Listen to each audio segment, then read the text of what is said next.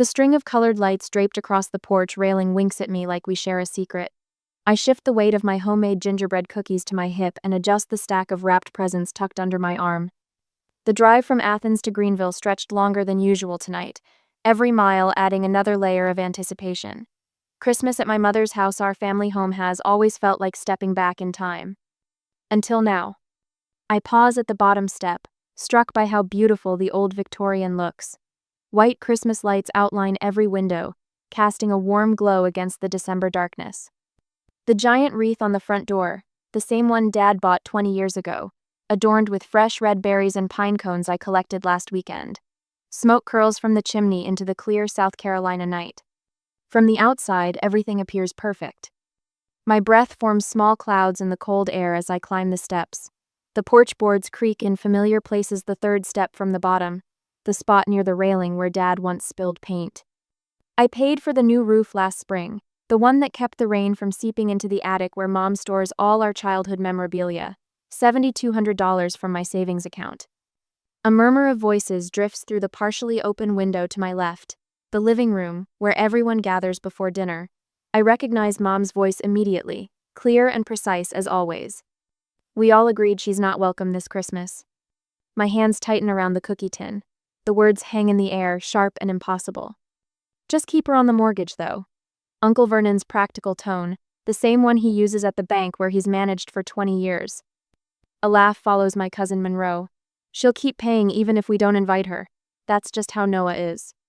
I stand frozen, cookies clutched against my chest like a shield.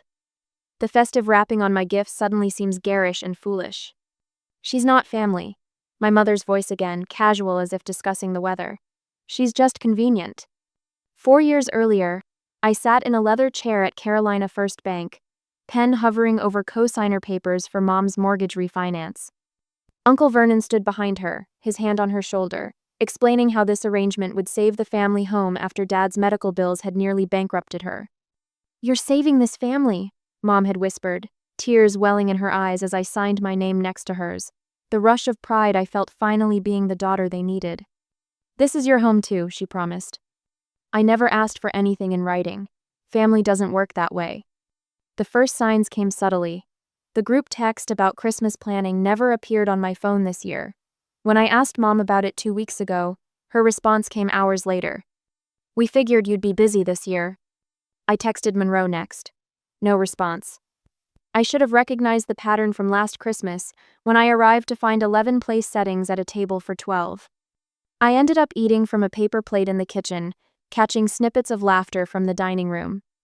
Now I stand on the porch clutching gifts for people discussing my exclusion. My fingertips tingle with cold. In my coat pocket, my phone vibrates with a calendar reminder. Mortgage payment minus $1,442, tomorrow. The ornament slips from between my fingers before I realize I'm holding it. A small glass angel I brought as an extra gift for the tree. It shatters against the porch step, the sound sharp and final in the quiet night. Inside, the voices stop. "Did you hear something?" Monroe asks. I step backward, away from the splintered glass. My shoulders straighten as something shifts inside me. I turn and walk deliberately toward my car, each step measured and calm. No running, no tears. Not yet. The screen of my phone glows in the darkness of my car. Tomorrow's scheduled mortgage payment, $1,442. The same amount I've paid every month for 4 years while they decided if I was family or just convenient. I start the engine. The Christmas lights of the house, according to the bank, reflect in my rearview mirror as I pull away. They've made their choice. Now it's time for me to make mine. Next day, the financial records spread across my kitchen table like fallen autumn leaves. 4 years of statements, each page a month of my life converted to numbers. My hands tremble as I total the final column on my calculator. $69,216. The amount glows on the small screen, accusing me. Nearly $70,000 paid toward a house where I'm not welcome. A house where my mother, Uncle Vernon, and Cousin Monroe sit in warmth discussing my exclusion as casually as discussing the weather. I push back from the table, my chair scraping against the tile floor of my Athens apartment. Morning light streams through the blinds, catching dust motes in its beam. Outside, My neighbors prepare for Christmas with twinkling lights and inflatable snowmen. Inside, I'm dismantling the fiction of my family. The warranty deed sits in the center of my financial archaeology. I found it online last night in the county records, my name conspicuously absent despite being on every mortgage statement. Uncle Vernon's banking expertise at work keeping me financially responsible while legally powerless. My phone chimes with a text from my mother. Did you make it home safe last night? As if she cares. As if she hadn't just discussed my banishment from Christmas dinner. The audacity steals my breath. I pull the utility folder from my filing cabinet. Electricity, gas, internet, insurance all in my name. The pattern emerges with nauseating clarity. Every essential service, every financial burden, carried by the daughter they find convenient but not family. My laptop screen shows my banking portal, the cursor hovering over Cancel Automatic Payment. Tomorrow's scheduled transfer, $1,442. The same amount I've paid every month since signing those papers at Carolina First Bank. My finger hovers over the touchpad. She's not family, she's just convenient. Mother's voice replays in my mind, clear as if she stands beside me. 4 years flash before me standing in the kitchen with a paper plate last Christmas, while laughter flowed from the dining room. My absence from family photos despite my presence in the house. The group texts that somehow never included me. I click. A confirmation window appears. Are you sure you want to cancel this automatic payment? Never have 6 words carried such weight. My finger trembles above the touchpad. Click. 4 years of obligation end in a moment. Next day, the office coffee tastes bitter, but Amelia brings me a peppermint mocha from the shop downstairs. She places it on my desk without comment, but her eyes linger on my face. Rough Christmas season? She asks, perching on the edge of my desk. I shrug, not trusting my voice. You look like I did 2 years ago, she says, when I stop talking to my sister. My head snaps up. Amelia confident. Smiling Amelia estranged from family? She borrowed $30,000 for a business that never existed, Amelia continues. When I asked for it back, she told everyone I was trying to ruin her life. Something cracks in my chest.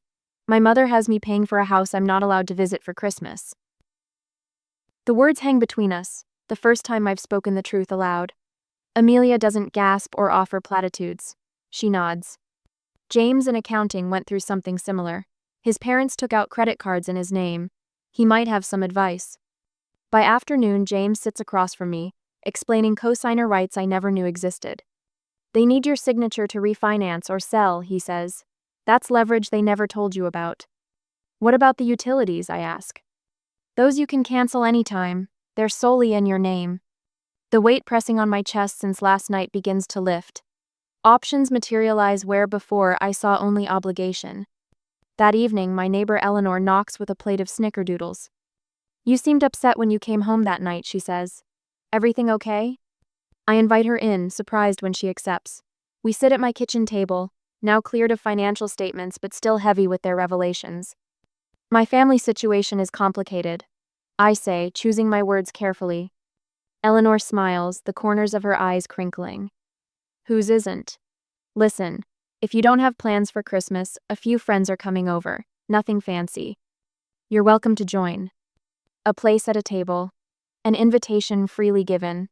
The contrast to my family's calculated exclusion brings stinging tears I blink away. Thank you, I might take you up on that. After Eleanor leaves, I make a list. Every utility, every service connected to that house with my name attached. Electricity, gas, water, internet, insurance. Each represents years of financial support while being emotionally shut out.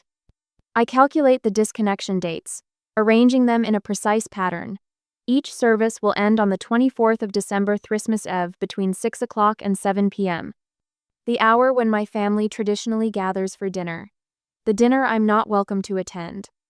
My email to my mother is 3 sentences long. I've decided to stop financially supporting a home I'm not welcome in. All utilities in my name will be disconnected. This is effective immediately. I press send, close my laptop, and sleep through the night without waking once. Next day, my phone buzzes for the 17th time this morning. I know because I've been counting. The screen lights up with my mother's name, A photo from Happier Times Her birthday 3 years ago when I surprised her with tickets to see her favorite band. I slide my finger across the screen to silence it without answering. You can't just walk away from responsibility, Noah. Her latest text glows beneath 16 others, each message more desperate than the last. This affects all of us. I place my phone face down on the kitchen counter and turn back to my laptop, where the spreadsheet of my contributions stares back at me in neat, organized rows.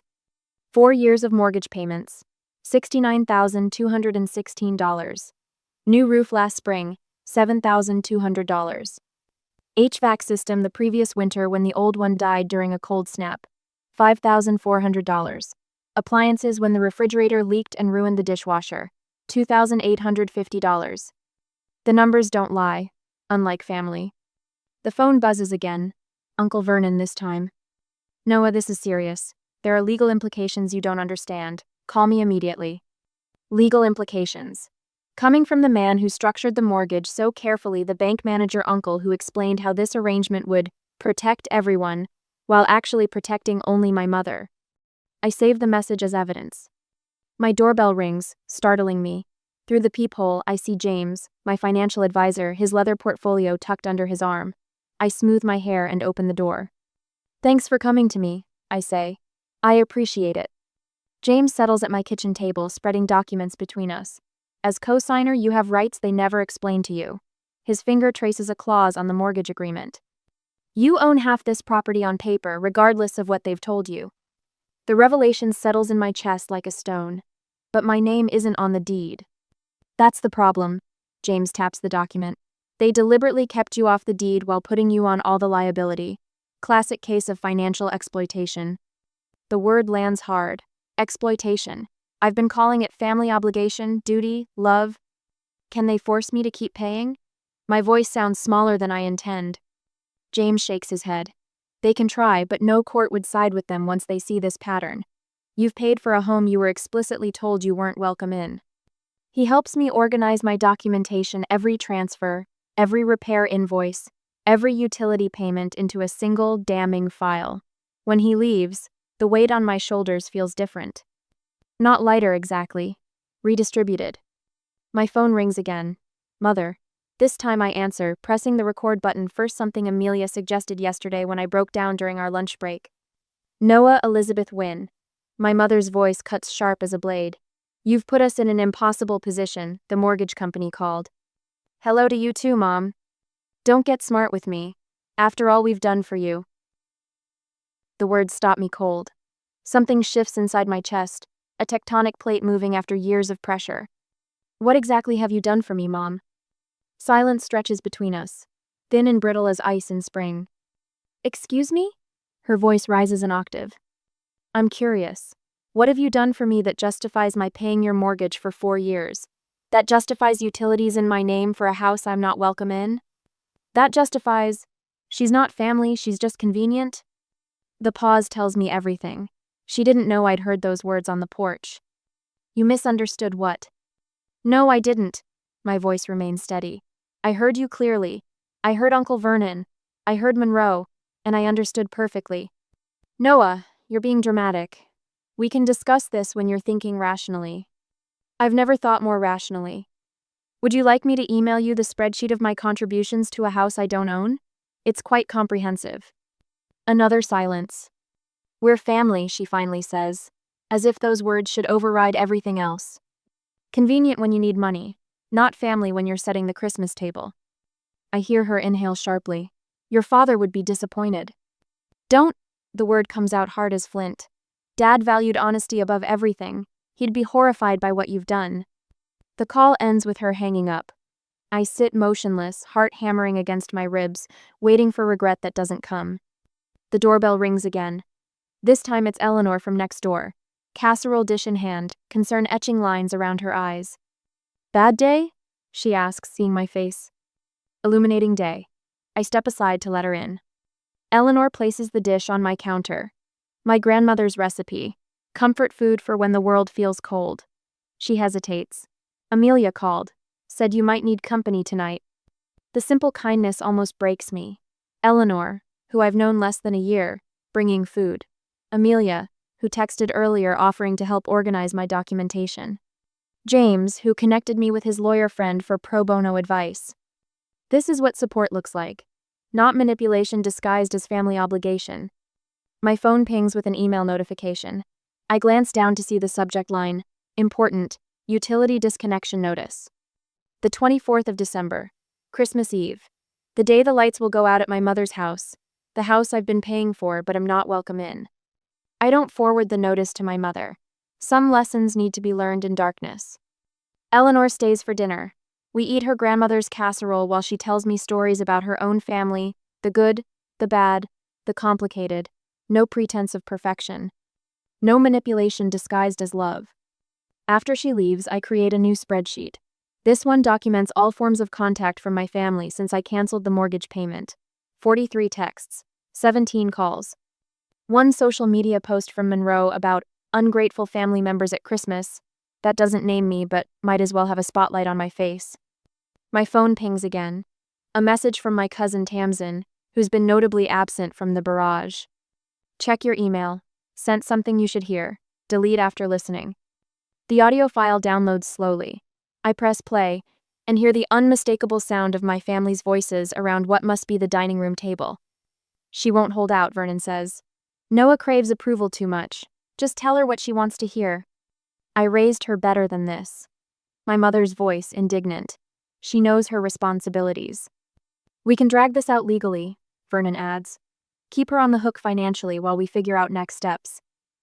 Monroe laughs. Remember last Christmas when she ate in the kitchen with a paper plate and still paid the mortgage January 1st? Their laughter fills my apartment, but instead of cutting me open, it seals something shut, the last door through which doubt might enter. I save the recording to my documentation file and send Tamsin a single text. Thank you for the truth. Then I silence my phone and sleep through the night for the first time in weeks. The Christmas tree in the corner of my apartment twinkles with white lights, casting dancing shadows across my walls. Michael Bublé croons about a white Christmas from my speaker while I arrange sugar cookies on a festive platter, a tradition I've reclaimed for myself this year. My silenced phone lights up on the coffee table. Again, and again, and again. I check the time. 6:13 p.m. One more minute. I remember Uncle Vernon's voice clearly from my childhood, explaining how electricity worked during a summer storm that knocked out power to half of Greenville. It's not magic, Noah. Just a simple matter of connections and payments. The digital clock on my microwave flips to 6:14. 200 miles away, in the house I've paid for but never belonged in, the lights have just gone out. The carefully roasted turkey in my mother's double oven has stopped cooking. The Christmas playlist blaring from the expensive sound system I bought last year has fallen silent. The heat has ceased flowing through vents I paid to have cleaned every October. Everything stops when you stop paying for it. I pour hot water over a tea bag, the steam rising in delicate curls. The first voicemail arrives before I've added honey. What have you done to us? My mother's voice hits a pitch I haven't heard since I broke her favorite crystal vase at age 12. The power is out, the heat is gone. Everything just stopped working. Call me back immediately. I don't. The tea warms my hands as I curl into my window seat, watching actual snow begin to fall, the first white Christmas in Georgia in 17 years. The universe has impeccable timing. Uncle Vernon's call comes next. I let it go to voicemail too. Noah, this is Vernon. Whatever game you're playing needs to stop now. There are legal consequences for this kind of behavior. I've spoken with colleagues at the firm about your financial obligations. Call me back before you make things worse for yourself. Financial obligations. The same ones they were happy to saddle me with while excluding me from family photos. My phone buzzes with a text from Monroe. You're destroying everything we built. How could you do this to us at Christmas? Us. The word catches in my chest like a splinter. There was never an us that included me. I set my mug down and open my laptop. 3 emails wait in my inbox, precisely as I anticipated. South Carolina Electric, service disconnection confirmation. Greenville Gas and Heating, account closure complete. Southeastern Cable and Internet, service terminated successfully. All services linked to my name, my credit, my bank account for 4 years. All canceled with precise timing after the last dinner guest would have arrived but before the main course could be served. I imagine the scene. Mother's famous crown roast sitting half-cooked in a darkened kitchen. Guests huddled in coats around a table set with the good china. The confusion turning to dismay as each call to utility companies reveals the same truth: everything was in my name. Everything. My phone rings again. I answer this one. Hi, Noah. Amelia's voice carries the warm smile I've come to treasure these past weeks. Just checking in, how are you holding up? I'm okay. The words surprise me with their honesty. Actually, I'm better than okay. Good. Remember, you're welcome here any time if you change your mind about dinner. Thank you. The gratitude catches in my throat. After we hang up, I forward the recording. Tamsin secretly sent me the one with Mother's voice, clearly stating, she's not family to Vernon's boss at First Carolina Bank. I attach documentation of every mortgage payment, every utility bill, every home repair receipt from the past 4 years. The subject line reads, Potential ethics violation by Vernon Caldwell, financial exploitation of family member. Next, I send similar documentation to the Greenville Community Foundation, where Mother serves as treasurer. Their commitment to family values and financial integrity deserves to know about her approach to both. My final email goes to Diane Robertson at the Greenville Tribune. The veteran reporter has covered financial abuse of elders for years. I'm not elderly, but the pattern is the same: using emotional manipulation to extract financial support. The irony doesn't escape me. In trying to exclude me, they made me essential. In treating me as nothing but a convenient resource, they gave me the power to dismantle their comfort with a few clicks. My phone buzzes with a text from my cousin Tamsin. Uncle Vernon just got a call. He's been temporarily relieved of duties pending an internal review. Mom says Aunt Rosalind is freaking out. I set my phone down and watch the snow gather on my windowsill. For the first time in 4 years, Christmas Eve feels peaceful. They always said I wasn't really family. But family doesn't abandon you in the dark. The rapid knock at my apartment door comes at 7:30 on a Tuesday morning. I'm already dressed for work, coffee mug in hand, when I open it to find my mother standing there. Her eyes are red-rimmed, mascara slightly smudged beneath them. She clutches her purse with white knuckles. No, Rosalind says, voice breaking. May I come in? I step aside without a word. 4 years of mortgage payments bought me at least this much civility. She walks into my living room, taking in the modest but comfortable space with quick, darting glances. Her gaze lingers on the small Christmas tree in the corner, the first one that's ever been truly mine. We've always loved you, she says, tears flowing freely now. This is all a terrible misunderstanding. I take a slow sip of coffee, the bitter warmth steadying me. Is that why you said I wasn't family? Just convenient? Her mouth opens, closes, opens again. You weren't meant to hear that. Clearly. Monroe speaks without thinking. Vernon was just being practical. You know how he is. I set my mug down on the counter with a deliberate click. Mom, why are you here? She pulls a tissue from her purse, dabs at her eyes. The power is still off, the water too, it's freezing in the house. I imagine it is. You can't just abandon us like this. Not at Christmas. The irony nearly makes me laugh. Interesting choice of words. She straightens her shoulders, shifting tactics. Vernon says you're legally obligated to continue the payments, as co-signer. Vernon is wrong, I say simply. But I've scheduled a meeting at the bank tomorrow morning at 9. You should come. Bring Vernon. Hope flickers across her face. You'll reinstate the payments? We'll resolve the situation permanently. She misinterprets my calm for capitulation, relief washing over her features. As she leaves, my phone buzzes with a text from Monroe. Way to ruin Christmas for everyone. We are heartbroken. Hope you're proud of yourself. I scroll through my social media to find Monroe has posted a family photo from last year's own. I wasn't in with a lengthy caption about ungrateful family members who destroy holiday traditions. 3 relatives have already called to check on me, their concern transparent as glass. 2 hours later, the phone rings again. My neighbor Eleanor. There's some man in a suit asking questions about you in the building, she warns. Wanted to know about your finances if you seemed stressed. I told him to take a hike. Vernon, using his banking connections to dig into my financial status. When the phone rings again, it's Rosalind. The doctor says my blood pressure is dangerously high, she says without preamble. The stress of having no heat or water. If anything happens to me, I'll see you tomorrow at the bank. I interrupt, ending the call. I open my closet and select my charcoal gray suit, the one I reserve for my most important client meetings. Then I check my leather portfolio one more time. Mortgage statements, utility bills, receipts for the new roof and HVAC system, bank transfers, 4 years of financial records meticulously organized. And the recording. Cousin Tamsin sent it last week after witnessing one too many family planning sessions about how to handle the Noah situation. She's not family, she's just convenient. My mother's voice, clear as crystal, followed by Vernon's chuckle. On Tuesday, the Carolina First Bank conference room feels smaller than I remember. The polished oak table reflects the overhead lights as I arrange my documents in precise order. 9 o'clock approaches. James, my financial advisor, sits beside me.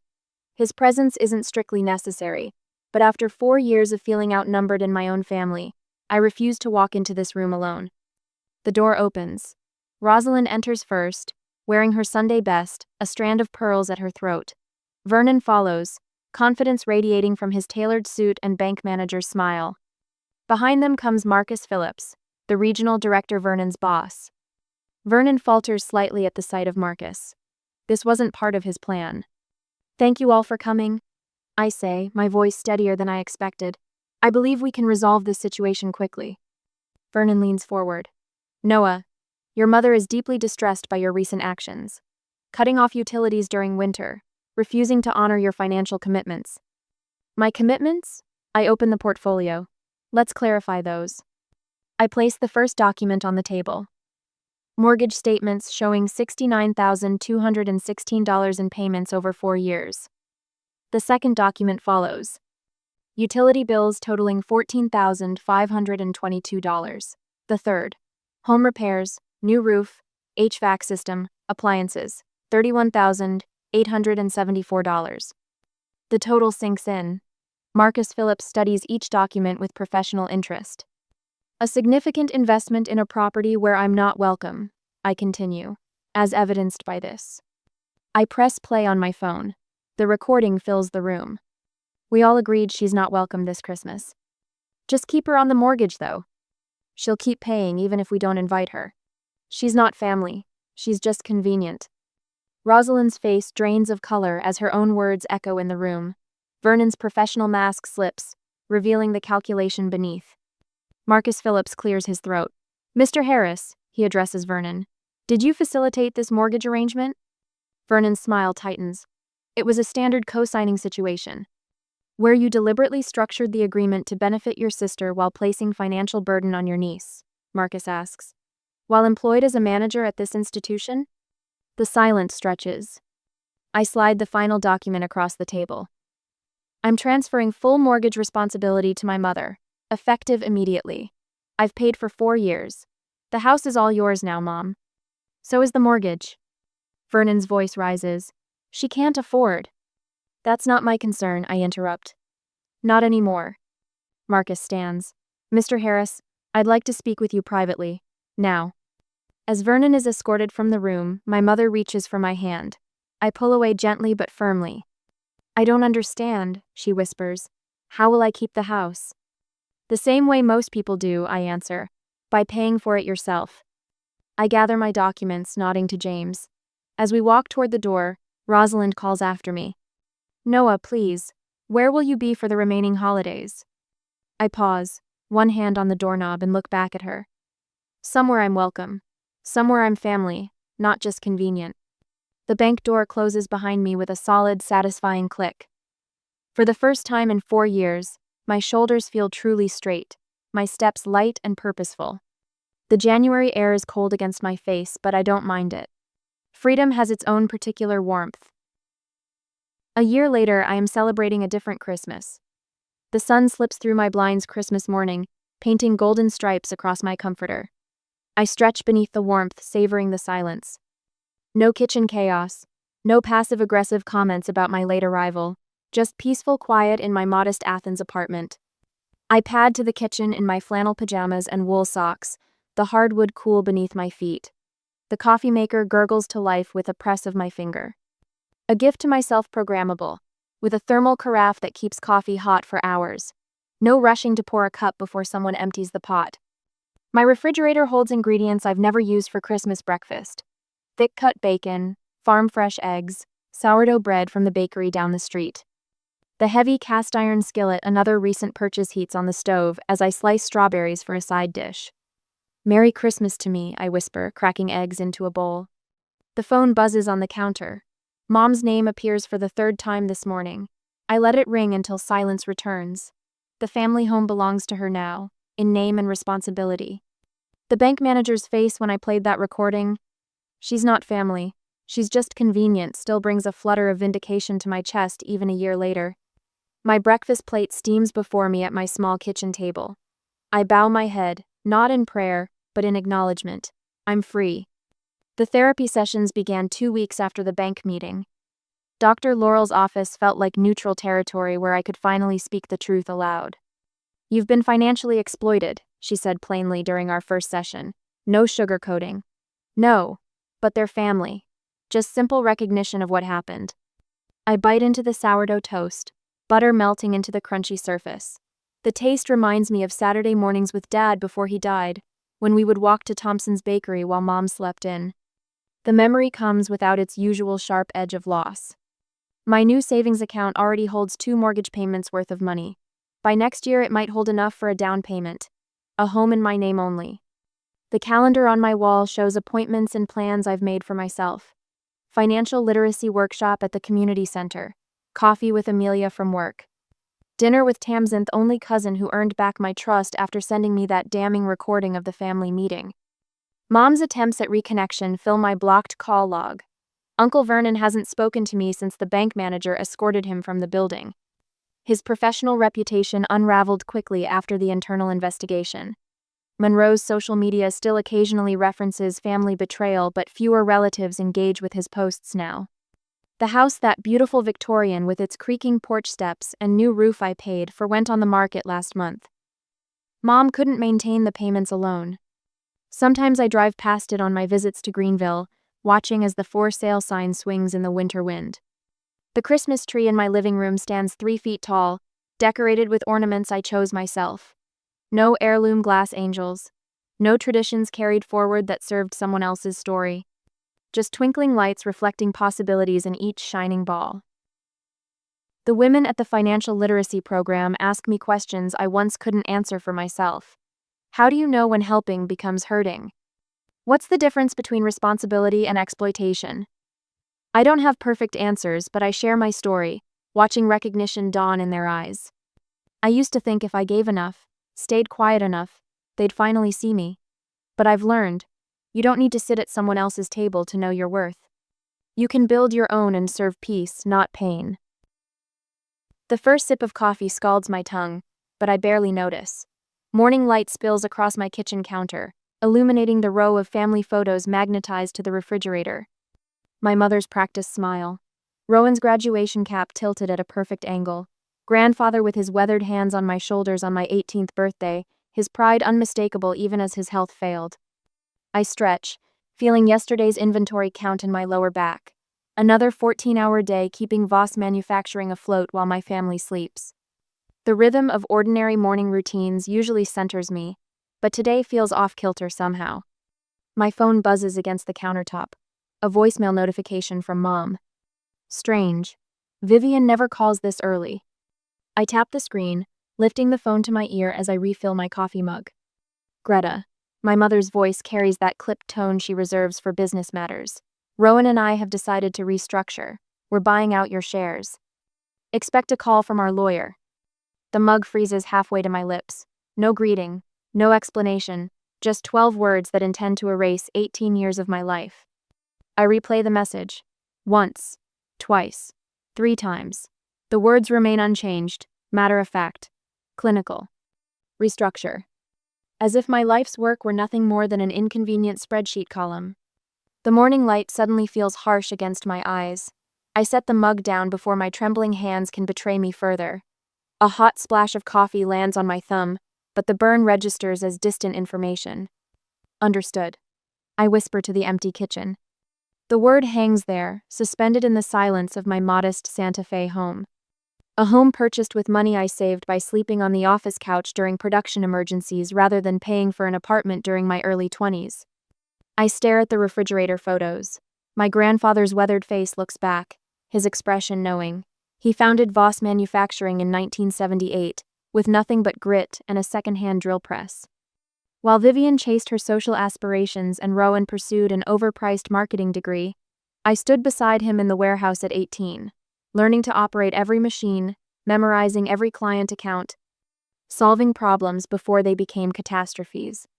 College can wait, I told him when the 2008 recession threatened to close our doors. The business can't. My mind drifts to his hospital room, 6 years ago now. The lawyer at his bedside, papers spread across the rolling tray table. 42% to Greta, he'd said, his voice weak but resolute. 30% to Vivian, 28% to Rowan. My mother's lips had thinned to a bloodless line.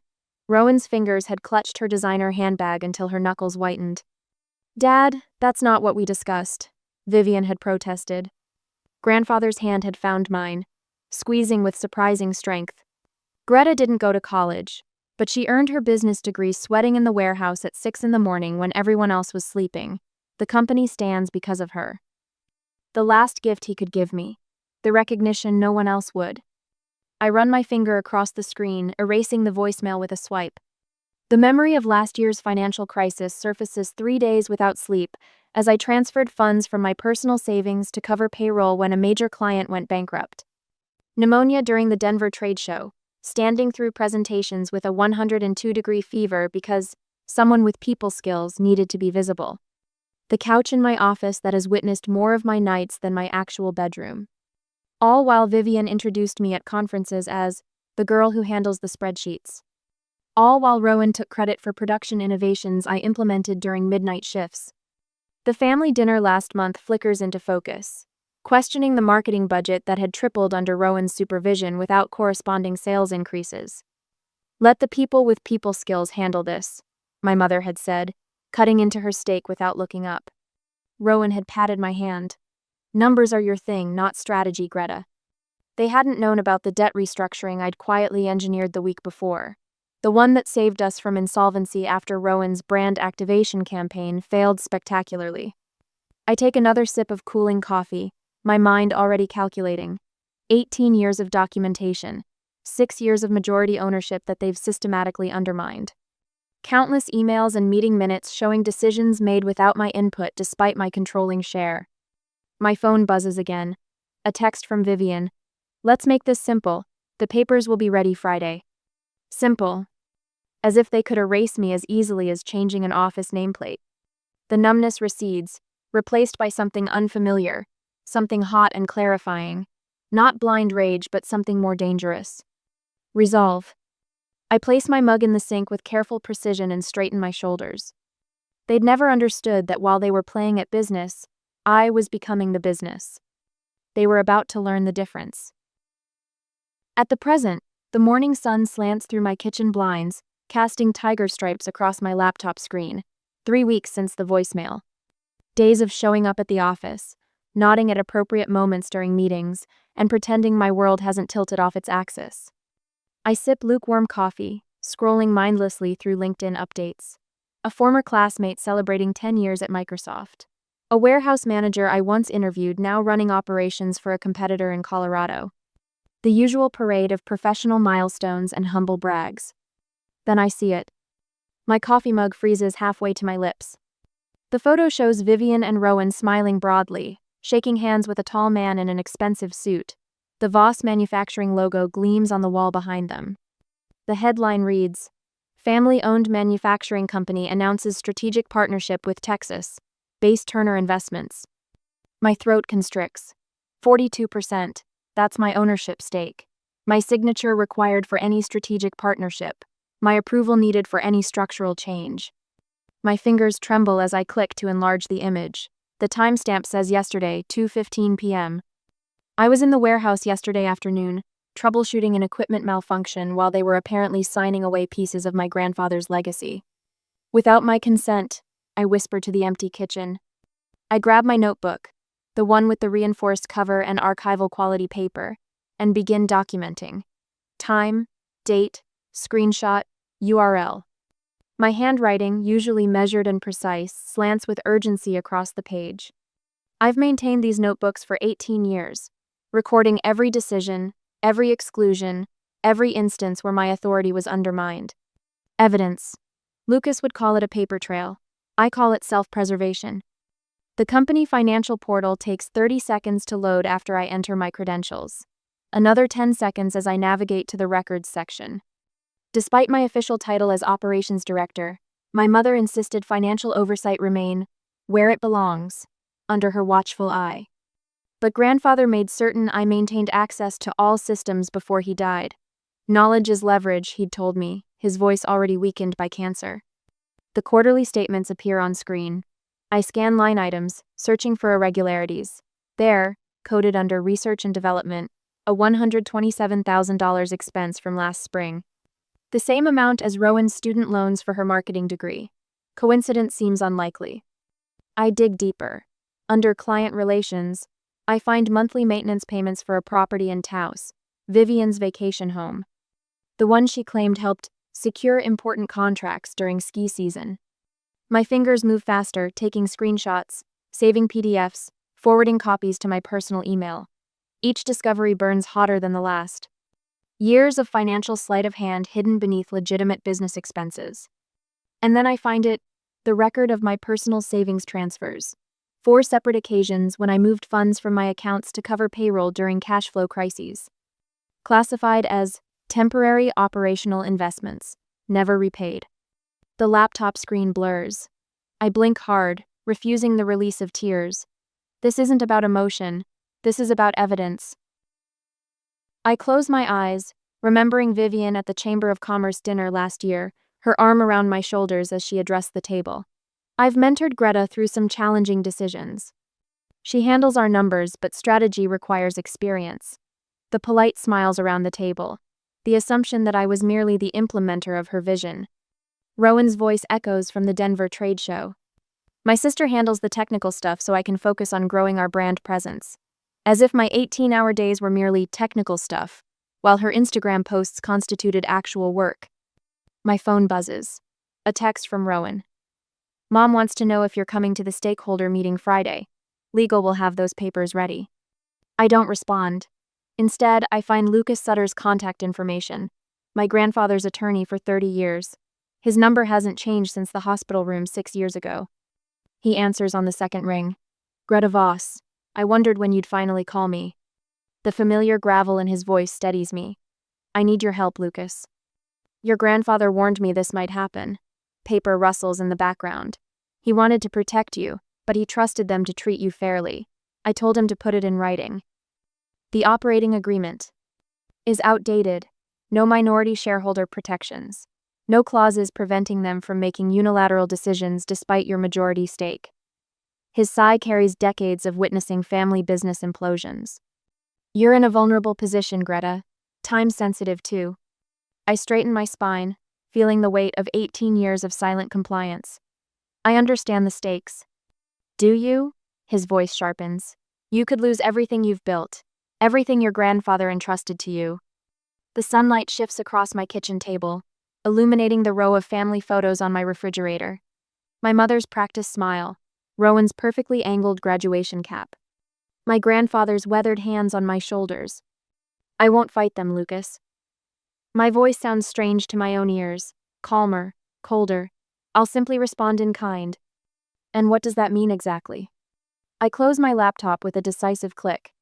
It means I'm finally going to use the one thing they've always underestimated. Which is me. Next day, the company-wide email arrives at 7:32 a.m., while I'm reviewing production numbers from my home office. Subject line: Exciting changes at Voss Manufacturing. Sent from Vivian's account to everyone except me. My coffee goes cold as I scroll through my assistant's forwarded copy.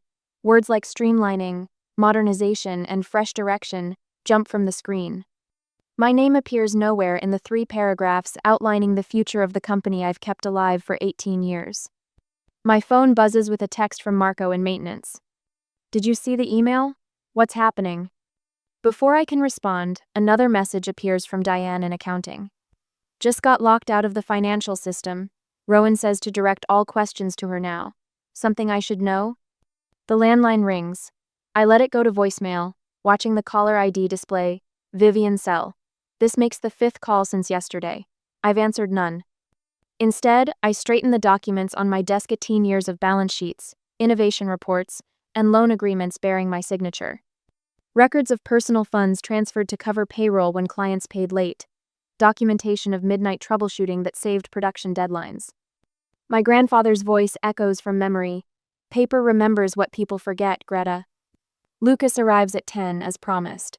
Not at the office, we meet at Cottonwood Cafe, 3 towns over, where Vivian's country club friends won't spot us. He's not alone. 2 women and a man in crisp business attire slide into the booth alongside him. Greta Voss. Meet Alexandra Burke, Thomas Riker, and Melissa Hernandez from Westland Partners. Lucas says, his voice steady but his eyes watchful. They'd like to hear about your family business. Alexandra speaks first. Mr. Sutter explained your situation. We review dozens of family businesses monthly, and frankly, most aren't worth our time. I understand, I say, pulling a flash drive from my bag. That's why I brought this. Thomas accepts it, plugging it into his laptop. The screen illuminates his face as he scrolls through the contents-me meticulously organized documentation of every aspect of Voss manufacturing. These projections seem optimistic, he says, frowning at a spreadsheet. They're conservative, I counter. The Phoenix expansion opportunity isn't even included. Neither is the patent pending on our hydraulic stabilization system. Melissa raises an eyebrow. Patent? My design, filed under the company name last year. Your mother and sister didn't mention any patent applications during our meeting last month, Alexandra says. The revelation stings but doesn't surprise me. They wouldn't know about it. They've never visited the production floor unless clients were present. Thomas continues scrolling, his expression shifting from doubt to interest. These efficiency metrics, they're significantly better than industry standard. Those improvements came from working alongside our machinists, not from MBA textbooks. Alexandra leans forward. You've been hiding the real value of this company even from yourself. Their initial skepticism dissolves as I walk them through the numbers behind the numbers, the true production capacity when properly managed. The loyal client base built on reliability rather than Rowan's glossy brochures. The untapped markets waiting for someone who understands both the machinery and the margins. Why would you sell your stake rather than fight for control? Melissa asks, closing her tablet. With this documentation, you could make a case for oppression of a majority shareholder. Lucas and I exchange glances. Litigation would damage the company and the employees who depend on it, I explain. Some battles aren't worth winning if everyone loses. Thomas nods slowly. Smart perspective. Later that evening, I climb into my attic, pulling down dusty boxes labeled in my grandfather's handwriting. His journals date back to 1978, the year he started with a second-hand drill press and a rented garage. I find what I'm looking for in a volume from 2004. The 16th of March, Greta stayed until midnight fixing the Thompson order while Vivian and Rowan attended some charity gala. The girl has oil in her veins and steel in her spine. This company will be hers someday, whether they like it or not. I bring the journals to Lucas's office the next morning, along with photos documenting my years at the company. 4 a.m. Arrivals captured on security footage. Midnight departures. Holiday weekends spent solving problems while Vivian and Rowan posted vacation photos from Aspen or Santa Barbara. This strengthens our position considerably. Lucas says, examining a forgotten amendment to my grandfather's will explaining his share distribution decision. But we'll need current employees willing to verify your role. By afternoon, they arrive one by one. Jack from engineering brings schematics with my handwritten corrections that saved thousands in materials. Maria from the warehouse presents production logs showing improvements after my weekend overhauls. Even Timothy from accounting arrives with documentation of financial mismanagement he'd been tracking for years. I respected your grandfather, he tells me, sliding a folder across the desk. He would have wanted you to have this. Inside, records of my personal loans to the company, categorized as capital investments, but never converted to equity as promised. Nearly $230,000 over 6 years. They've been treating the business like a personal ATM, Timothy says quietly. While you've been funding it from your savings account. Lucas coordinates this team of allies people who worked alongside my grandfather, who witnessed my dedication while Vivian collected accolades, and Rowan claimed credit for innovations she barely understood. The following day, we reconvene with Westland Partners. Their initial offer exceeds my expectations. Don't look so surprised, Alexandra says. We're not just buying shares, we're buying operational expertise and untapped potential. With proper management, this company could triple its value within 5 years, Thomas adds, sliding the purchase agreement across the table. Lucas reviews every clause, ensuring protections for employees who've shown loyalty. Don't fight for your place at their table, he advises. Sell your shares to someone who will fight for you. My hand hovers over the signature line. 18 years of sweat equity, of disappeared weekends and canceled vacations, of being introduced as the girl who handles the spreadsheets while keeping the entire operation from collapsing. I sign my name with surprising steadiness. That evening, I sit at my kitchen table, laptop open to my email. Vivian's latest message demands a response to their generous buyout offer significantly below market value, with payments stretched over 10 years. I compose a response. One word sits in the text field. Understood. My finger hovers over the send button. The quiet smile that forms surprises me with its unfamiliar freedom. For the first time in 18 years, I'm not responsible for saving them from themselves. I press send. Have you ever had a moment where you realized your worth after others undervalued you? What changed for you? Share your story below. Next week, Monday, I arrange the pens on my desk in perfect alignment, each cap facing the same direction. Another Monday morning. The routine should comfort me, but today each motion feels like a performance in a play where everyone knows their lines except the audience. Lucas called last night. The private equity team has everything they need. Paperwork finalizes Wednesday. Across the warehouse floor, Rowan leans against the reception desk, her crimson blazer a splash of calculated drama against the industrial gray walls. She gestures with manicured hands to the new sales rep, no doubt spinning tales of her marketing brilliance. The same brilliance that nearly bankrupted us last quarter. I sign the payroll forms with precise strokes. The weight of routine masks the weight of anticipation. My email pings. Vivian. Greta. The buyout terms are exceptionally generous considering your limited contributions beyond number crunching. Legal documents arrive Friday. We expect your signature without delays. Your severance includes 3 months' salary, which frankly exceeds industry standards for your position. Mother. Not mom. Not even Vivian. Just mother, formal and cold as the January day grandfather was buried. I hit reply. Type a single word. Understood. The phone buzzes. Rowan. Hey G, we might keep you on for some minor consulting. Your spreadsheet skills could be useful. Let me know if you're interested, Taney. The smiley face. The patronizing offer. The assumption I'd come crawling back for scraps from my own table. I don't respond. Instead, I open the company announcement they've circulated without my approval. Voss Manufacturing announces exciting new direction under consolidated leadership. Streamlining decision-making process. Fresh perspective in changing markets. Translation. We've pushed out the person who kept this company alive. Behind closed blinds, 2 members of the equity firm's audit team work silently in the conference room. Vivian approved their presence 3 days ago, assuming they represented the Texas investor she's courting. Their careful examination has gone unnoticed amid the self-congratulatory atmosphere filling the building. Miss Voss?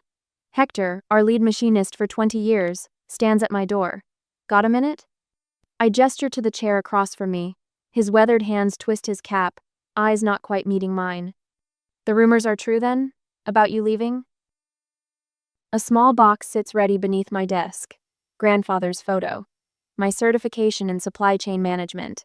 The brass nameplate from my first office. Already packed. Friday will be my last day, I say.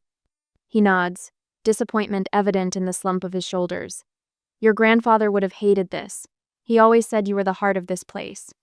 Heart, not brain, not just numbers. The distinction matters. After Hector leaves, I open my desk drawer and remove the small wrapped packages I prepared last night. 37 employees.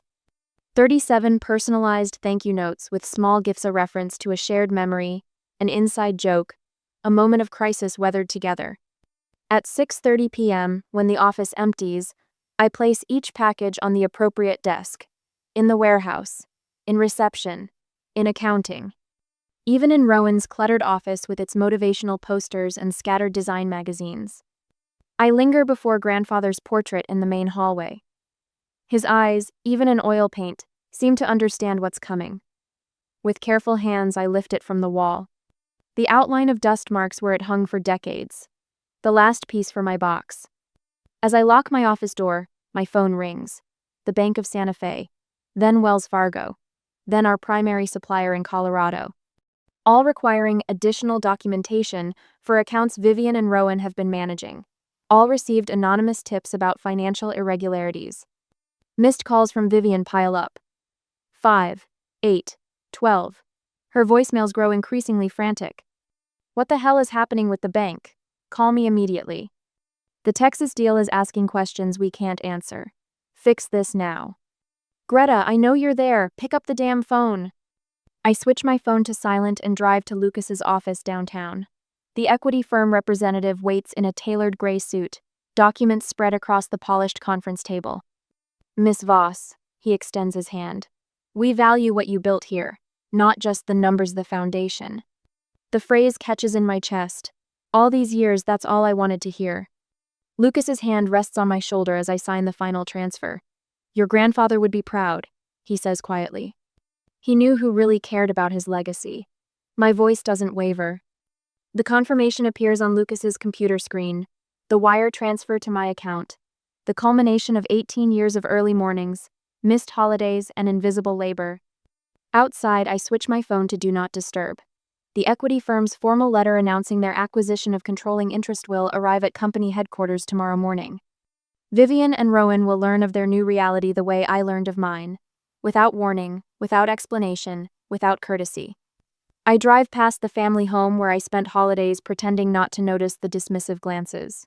Past the factory where I gave my youth. In the rearview mirror, the Voss manufacturing sign grows smaller until it disappears entirely. Some might call this revenge. I call it symmetry. The Monday next week, after I left the company quietly, the morning sun glares through the windshield of my rental car as I park 2 blocks from Voss Manufacturing. Close enough to witness what's unfolding, far enough to remain invisible. I check my watch, grandfather's vintage Omega, the only inheritance I truly valued. 8:15. The storm breaks in exactly 15 minutes. My phone vibrates against the console. Rowan's name flashes across the screen for the 4th time this morning. I silence it without a second thought and watch as Vivian's pearl-white Mercedes pulls into her reserved parking space. She steps out, immaculate in her crimson blazer and cream slacks, briefcase swinging with practiced confidence, the tailored armor of someone who believes they've already won. I count her steps toward the entrance. 1, 2, 3. She pauses at the front door, head tilting slightly at the unfamiliar black sedan parked in the visitor's space. 24, 25. She disappears inside. 3 minutes pass before my phone erupts again. Rowan. This time, I answer. Greta, her voice pitches high with panic. Mom says there are auditors going through everything. Everything. They're in the conference room with men in suits. What's happening? I watch a figure move past the second-story window of the main conference room. I wouldn't know. I'm not involved in the strategic decisions, remember? This isn't funny. One of them just introduced himself as the new majority shareholder. That's impossible. We control 58% between us.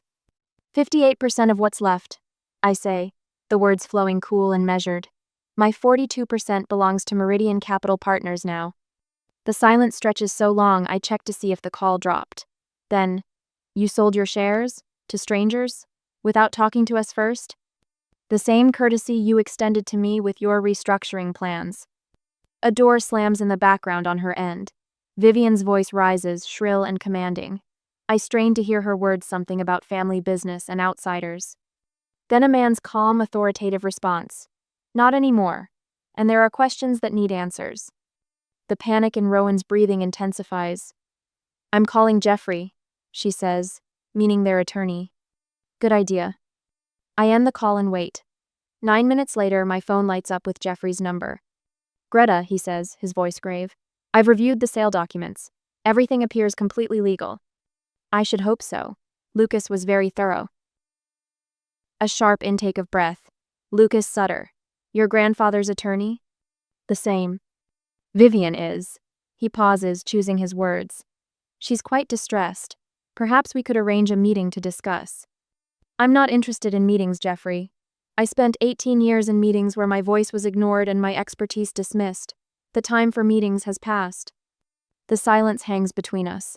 I understand, he finally says, though he doesn't. Not really. By noon, my phone has logged 37 missed calls from Vivian.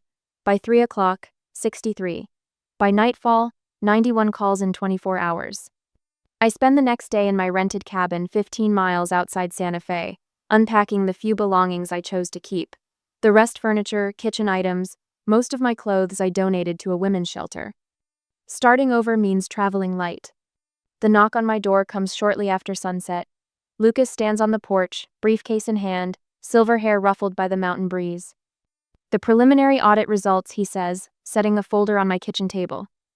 Personal expenses charged to the company. Loans from your private accounts never repaid.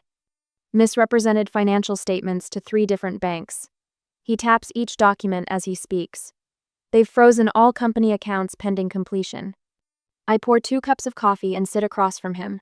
And Vivian and Rowan? The equity firm is installing interim management. Their futures with the company remain. He sips his coffee. Uncertain. My phone rings again. Rowan. This time when I answer, her words tumble out in a breathless rush. Greta, what did you do? They're threatening to remove us from management entirely. I stand at the window, watching the sun sink behind the Sangre de Cristo Mountains. You said I didn't need to be involved in the real decisions. The words feel like stones dropping from my mouth, heavy with the weight of years. Now someone else is. How could you do this? After everything? After everything I did to keep that company alive while you both took credit? After covering payroll from my savings? After working pneumonia through the Denver show? After 18 years of being introduced as the girl who handles the spreadsheets? Her silence tells me she never knew. Or worse, never cared to know. My phone beeps with a voicemail notification. Vivian, I play it on speaker. How could you betray your family this way? Her voice breaks on the final word, a practiced quiver that once would have sent me scrambling to make things right. I text back a single line. I didn't. I simply stopped enabling the betrayal. Lucas gathers his papers, watching me with careful eyes. Meridian has asked if you'd consider a consulting role. They value your operational knowledge. No. The word comes quickly, cleanly. I'm done. Later, alone on the porch with a blanket against the mountain chill, I screen calls from cousins, aunts, uncles, family members surfacing from the woodwork to either condemn my betrayal of blood or quietly support my decision. Lucas has instructed them all that further communication must go through him. The mountains rise dark against the star-filled sky, their silhouettes both boundary and possibility. I don't know what comes next. For the first time in my adult life, the weight of Voss Manufacturing doesn't press against my shoulders. The constant hum of responsibility has gone quiet. I am uncertain. I am free. And in this moment, that's enough. Morning sunlight streams through the blinds of my downtown Santa Fe office, casting golden rectangles across the polished wood floor. 6 months since I walked away from Voss Manufacturing. 6 months of building something that belongs only to me. I straighten the framed photo of grandfather on my desk.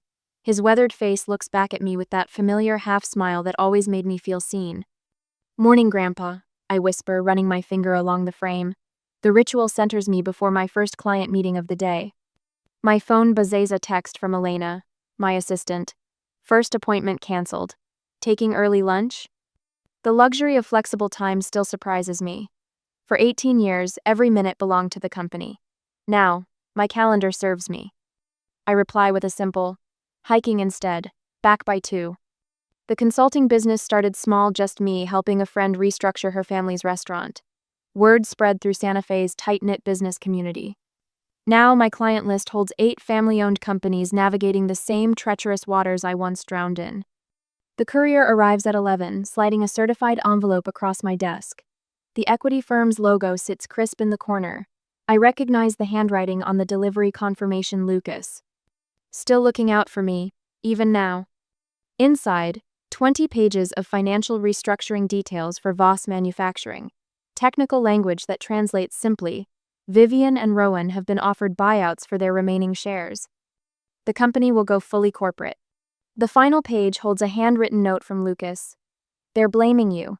Wanted you to be prepared if extended family reaches out. I file the report in my cabinet without a single flutter in my chest. 6 months ago, those words would have cut like glass. Today, they're just information. Wednesday nights find me at the community center downtown. 8 of us sit in a circle, sharing stories of family business trauma. Tonight, Marjorie, 74, describes how her brothers forced her out of their father's hardware store in 1983. Did you ever speak to them again? Asks Neil, newest to our group. Marjorie's fingers twist in her lap. At our mother's funeral, they acted like nothing happened. I recognize the pain in her voice, the particular ache of watching people rewrite history to make themselves the heroes. Family businesses confuse love with value, I offer quietly. They expect loyalty without offering respect. Heads nod around the circle. Dr. Winters, our facilitator, gives me an encouraging smile. Greta, you've made remarkable progress since October, she says. Would you share how you're feeling about your mother and sister now? I consider the question. I don't hate them anymore. I just understand them. They needed someone to handle the parts of the business they couldn't. When I stopped being useful, they stopped seeing me. Afterward, Jim and Teresa from the group invite me to their Christmas gathering. Just a few friends, Teresa explains. People who understand chosen family. The invitation warms me in unexpected ways. Next day, morning sun glints off snow-capped mountains outside my office window as Melissa nervously twists her wedding ring. 28, bright-eyed, she reminds me of myself a decade ago. My father-in-law wants me to manage their accounts, but every time I question an expense, he tells me I don't understand how family businesses work. Her voice catches. Am I crazy for thinking something's wrong? I slide a leather notebook across my desk. First step, document everything. Date, time, conversation. Know your worth before they try to define it for you. Relief floods her face. I thought I was just being paranoid. Trust your instincts, I tell her. They're usually right. In helping her, I find purpose beyond what Voss Manufacturing ever offered me. Former employees still call occasionally. Vivian has moved to Arizona to live with her cousin after the equity firm restructured executive roles. Rowan applies for marketing positions but struggles without the safety net of family connection. Her resume lists accomplishments that were mine. Some relatives have reached out with tentative olive branches. Uncle Paul called it Thanksgiving, his voice hesitant. You did what you had to do, he said before hanging up. Others maintain the betrayal narrative, easier than admitting they watched it happen for years. This morning I hike alone in the foothills. Wind whips my hair as I reach the summit, the vista spreading before me, Santa Fe nestled in the valley, mountains embracing the horizon. The perspective shifts something inside me. I check grandfather's watch on my wrist. His most treasured possession, left specifically to me in a codicil I discovered only after the equity deal closed. My journal rests on a flat rock.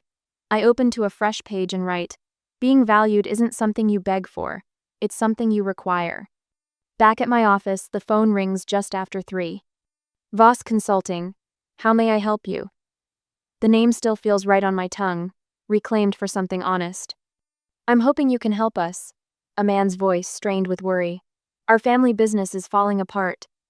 My sister and father won't listen to reason about the finances, and I'm afraid we're heading for disaster. A familiar story. My story, told in different voices across different industries. I understand exactly what you're facing, I tell him, a knowing smile forming as I look out at the mountains. When can we meet? The answer comes easily now, not from desperation or obligation, but from knowing precisely what I'm worth.